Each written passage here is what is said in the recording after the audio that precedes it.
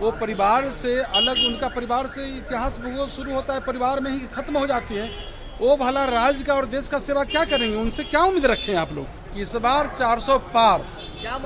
नमस्कार, आप देख रहे हैं न्यूज़ पीआर और मैं हूं आपके साथ खुशी सिंह। तेजस्वी के ट्वीट से गर्मागर्मी फैल गई है। तेजस्वी ने ट्वीट किया है कि बीजेपी इन 7 चीज़ों के बिना जीत ही नहीं सकती है। वो चीज़ें हैं मंदिर मस्जिद, सीबीआई, आईटी, ईडी, हिंदू मुस्लिम और ईवीएम।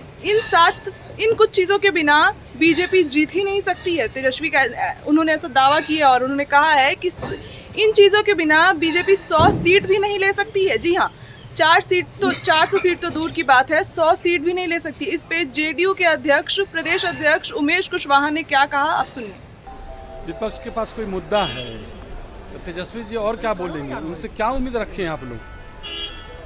जो आदमी का, जिसका जो उनके जो बड़ी पार्टी है कांग्रेस, जो इंडिया गठबंधन की बड़ी पार्टी कांग्रेस और बिहार में वो है आरजेडी, दोनों परिवार का, चाहे उनके उस दल के, उस गठबंधन के जो लोग हैं, वो परिवार से अलग, उनका परिवार से इतिहास भूगोल शुरू होता है, परिवार में ही खत्म हो जाती है। वो भला राज्य का और देश का सेवा क्या करेंगे? उनसे क्या उम्मीद रखें आप लोग? रोहिणी आचार्य उन्होंने भी कहा है कि पहले भाई बहन से समझ ले, उसके बाद लालू जी से संपर्क कीजिएगा।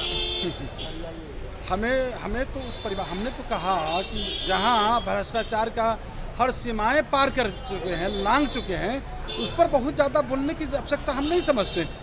समझे? इस बार आप लोग इतने समझिए कि इस बार 400 पार। क्या माहौल है चुनाव में? अरे माहौल बहुत अच्छा है। माहौल इतनी अच्छी है कि पूरे बिहार ही नहीं, देश के जनता ने मन बना लिया है। समझे? मन बना लिया है। इस बार जो है 400 पार करेगी और बिहार को 40 सीट, जो एक सीट का कसर रह गया था विगत चुनाव 19 के, वो भी कसर इस बार पूरा हो जाएगी। ठीक है सर, धन्यवाद। तो सुना आपने किस तरीके से उमेश कुशवाहा ने इस पे अपना बयान रखा और कहा है कि विपक्ष के पास कुछ तो मुद्दा होना चाहिए। आखिर कुछ मुद्दे पे तो विपक्ष बोलेगी। इसके साथ ही उनसे पूछा गया कि रोहिणी आचार्य ने कहा है पहले भाई बहन से निपटिए, फिर लालू यादव से निपटिएगा, फिर हमारे पिता से निपटिएगा। इस पे भी उन्होंने कहा कि भ्रष्टाचारी जहाँ भरी हो उस पर क्या ही बोलना, उस पर कितनी बातें रखी जाए। इस बार 400 पार है। इसके बाद उनसे पूछा गया कि चुनावी माहौल कैसा है। चुनावी माहौल के बारे में उन्होंने बताया कि चुनावी माहौल बहुत अच्छा है, हर जगह ये दावा है कि 400 पार होगा। इसी तरह की खबरों के लिए बने रहे न्यूज़ पीआर के साथ।